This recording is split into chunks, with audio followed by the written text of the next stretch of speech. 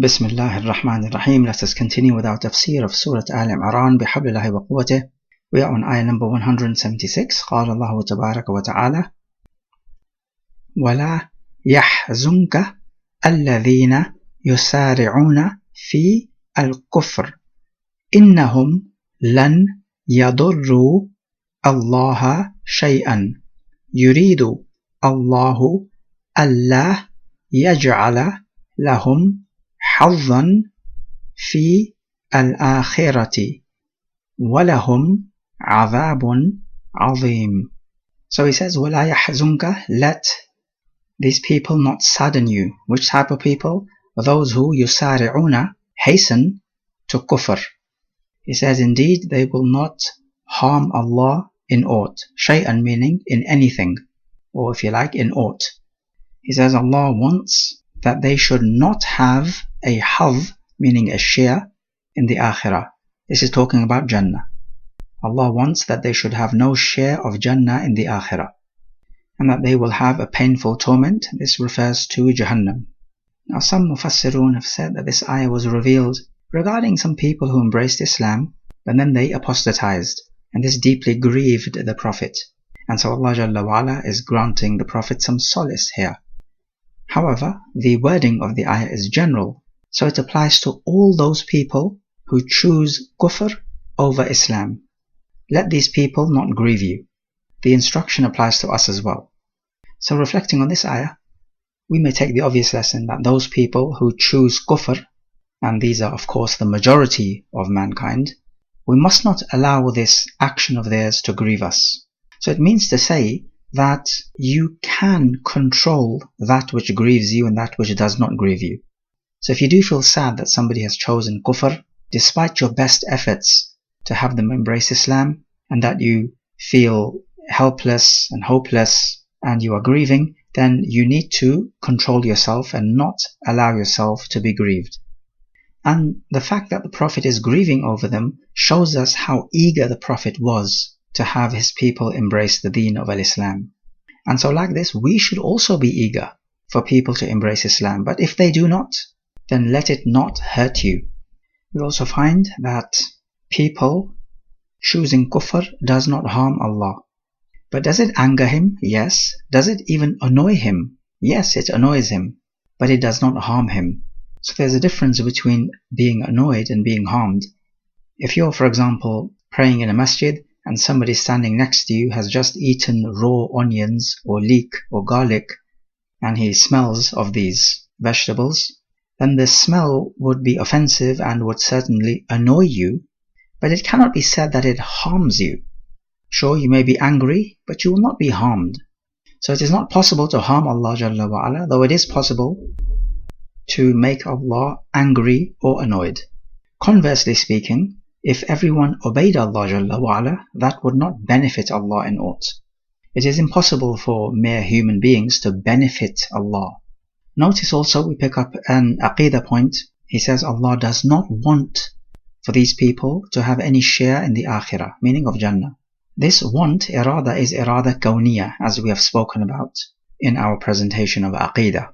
It is not irada shar'iyah. And then one might ask, how can Allah want someone to enter Jahannam? And the answer simply is that it is the people themselves who make their choice. And so when it becomes known that these people have no goodness in their heart, then the justice of Allah Jalla wa'ala dictates that He should want to punish them in Jahannam. So this wanting of His is dictated by His justice. As for when Allah wants to place the believers in Jannah, then this is dictated by His grace, not His justice. We take that the kuffar will have no share in the akhirah of Jannah, but it is entirely possible that they have the share of their dunya.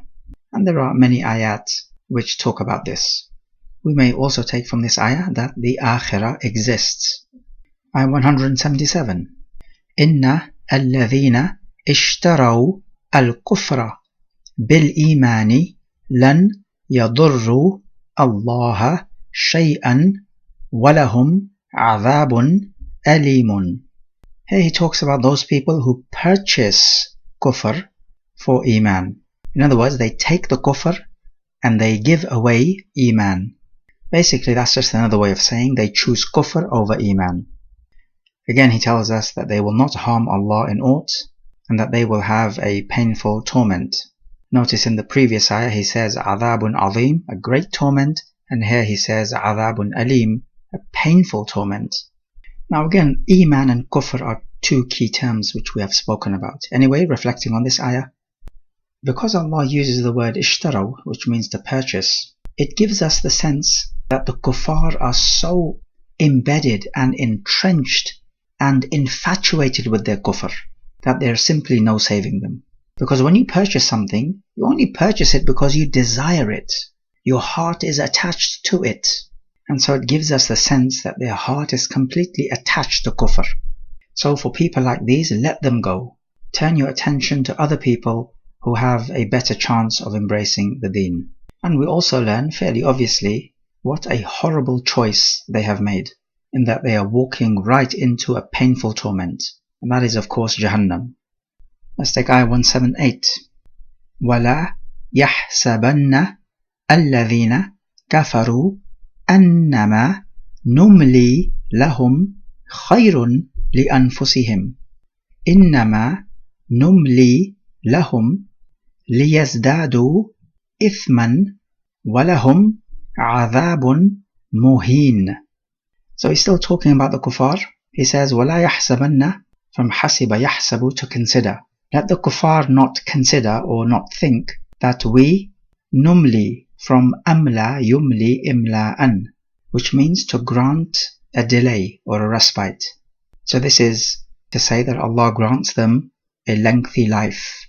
So let them not consider their lengthy life khayrun li anfusihim, that it is better for them. He says, innama, we only numli lahum, grant them this delay, li, the lam ta'lil, li yazdadu, so that they may increase, from izdada, yazdadu, izdiyad, to increase, ithman, so that they may increase in their sin, walahum adhabun muhin, and that they will have a punishment which is muhin, from ahana yuhinu ihanatan, to humiliate someone. So this is a humiliating torment. And again, referring to Jahannam. So reflecting on this ayah, what do we take? The immediate lesson to take is, do not let the kuffar make you jealous or make you yearn for what they have. They are rich, they have technology, they are enjoying life much more than you are. You should not feel, oh, would that I had a life like theirs. On the contrary, you should pity them, just like you might pity a handicapped person. Nay, even worse. These people are headed straight to Jahannam on a one-way ticket. There's nothing about the kuffar that you should be envying, nothing whatsoever. And this ayah is a great evidence. We find that their long life is only going to increase them in their sin. And this is the plan of Allah Jalla wa Ala against the kuffar, in that He will grant them more and more and more, and it is just going to distract them from their purpose of life and increase them in their sin. All the while, the kuffar are thinking that they must be on the right path. What they're doing must be correct, because how then do you explain all this richness and the pleasures that they are enjoying? This is simply the plan or a plot of Allah Jalla wa Ala against the kuffar. We seek refuge from Allah planning against us.